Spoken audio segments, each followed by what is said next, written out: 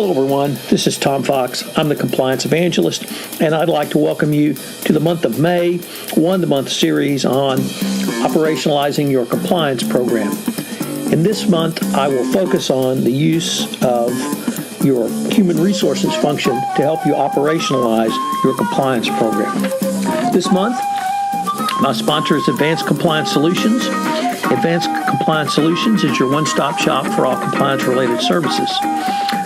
Advanced Compliance Solutions has a new, exciting service offering called the Compliance Alliance, which is a three-step program that will provide you and your team a background into compliance and the FCPA so you can consider how your product or service fits the needs of the compliance officer, the compliance practitioner, and the compliance professional.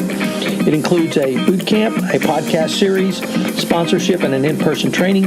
Each section builds on the other and provides your customer service and sales teams with the knowledge they need to have intelligent conversations with compliance officers and decision makers.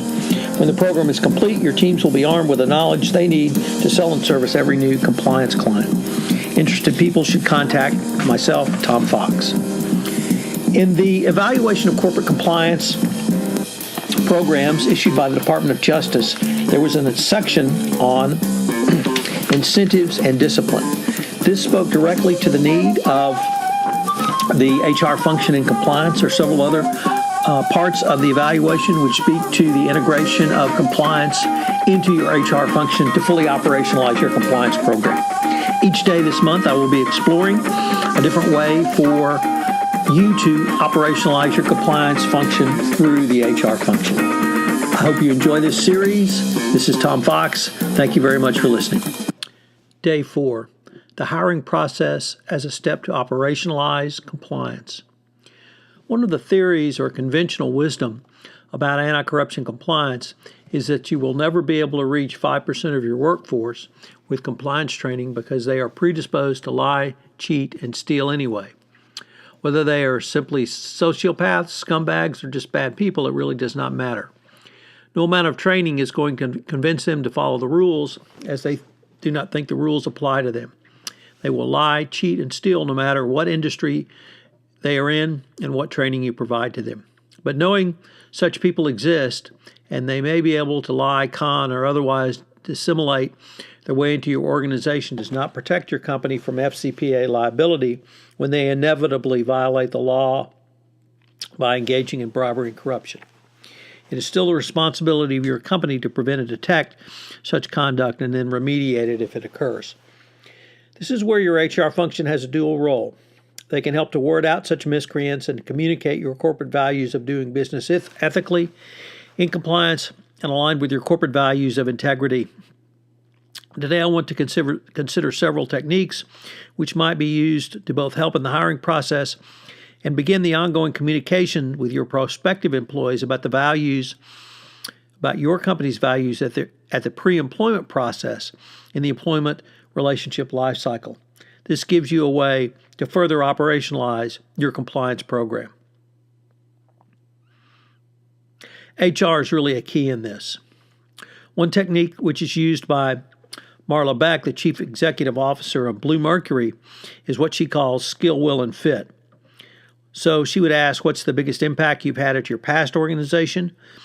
Because she feels like it's important that someone take ownership of a project they did, and you can tell them how she believes you can determine how they talk about it, how it impacted their prior organization. She then will ask, what do you want to do in 5 to 10 years? She believes this gives you a lot of information about aspirations and creativity. If you're hungry to get somewhere, that means you want to learn. If you want to learn, you can grow in your job. Through a structured series of questions, a properly trained HR professional can begin to assess whether an employee might have a propensity to engage in bribery and corruption by adding information about your company's values towards doing business ethically. And in compliance, you can introduce this topic at either the interview evaluation process or in the promotion process. While true sociopaths will certainly lie to you, perhaps even convincingly, by introducing the topic at the pre-employment stage, they actually may be encouraged to take their skills elsewhere.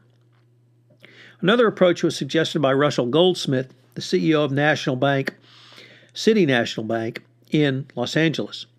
He focuses on character directly by asking prospective hires what their expectations in coming to work at City National would be.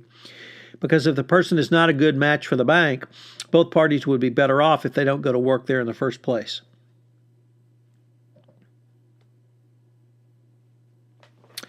He also wants employees who are not so intimidated that they are afraid to ask questions. He believes if there's no curiosity, then you're in the wrong company. Another very interesting approach is taken by Brian Ching. Brian is the general manager of the Houston Dash, the city's professional soccer team. And although it does not come from the world of compliance and ethics, I think it really exemplifies how you can use this pre-employment interview to not only communicate your expectations, but see if employees will meet those. The Dash are quite active in the local community, not only in sending players out into the community, but to meet fans, and also the players are also encouraged to adopt local charities and become more involved to create greater community involvement. The Dash leave it up to the individual player as to which charity they wish to become involved with. I asked Ching in an interview how a team could work to draft or sign players or prospects who are willing to engage in that type of community development.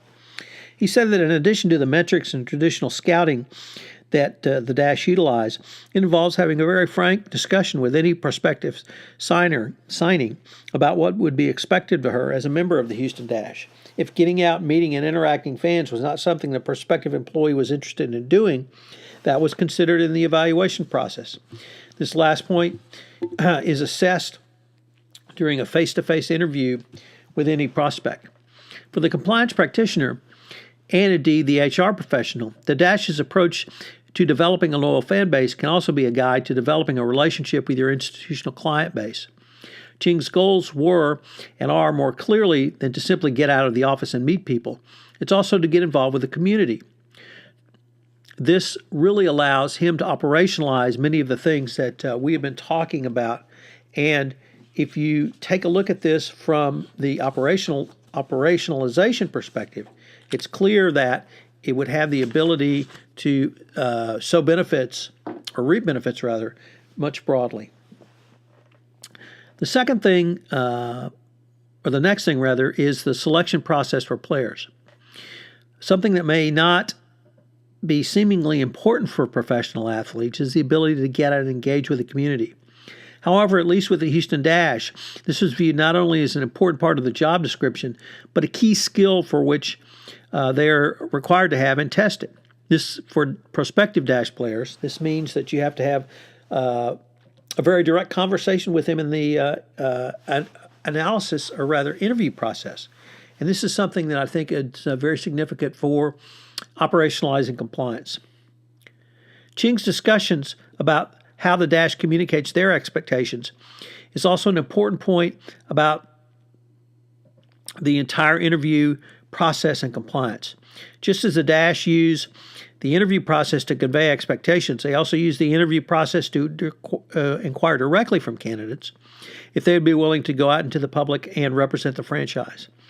This is important for interviewing in the corporate world and for compliance positions, and also for senior management positions.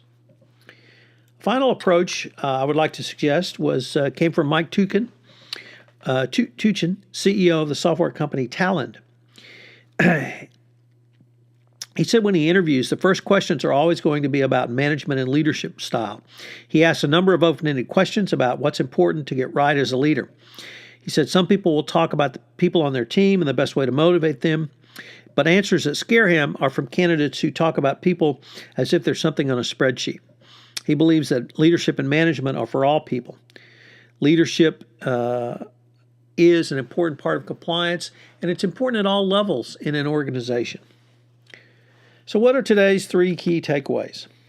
Well, first, use the interview process to determine who would be an ethical and compliance fit for your organization. Number 2, I really like the approach articulated by Marla Beck, that of skill, will, and fit. Do you have the skills? Do you have the will? And do you fit within the ethical values of a corporation? And then finally, consider asking open-ended questions to see how a candidate would respond. This is Tom Fox. Thank you very much for listening today on day 4, and I hope you'll join me tomorrow for day 5 of 1 month to better compliance through human resources.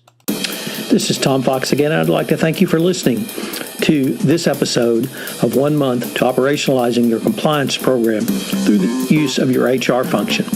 If you've enjoyed this podcast, I hope you will rate it on iTunes, as it would help our ratings, and also get the word out about this seminal 1 month series that I'm doing in 2017. Also, if you have any questions, please feel free to email me at tfox, that's tfox, at tfoxlaw.com. Finally, I hope you will join me again. This is Tom Fox. Thank you again for listening to this episode.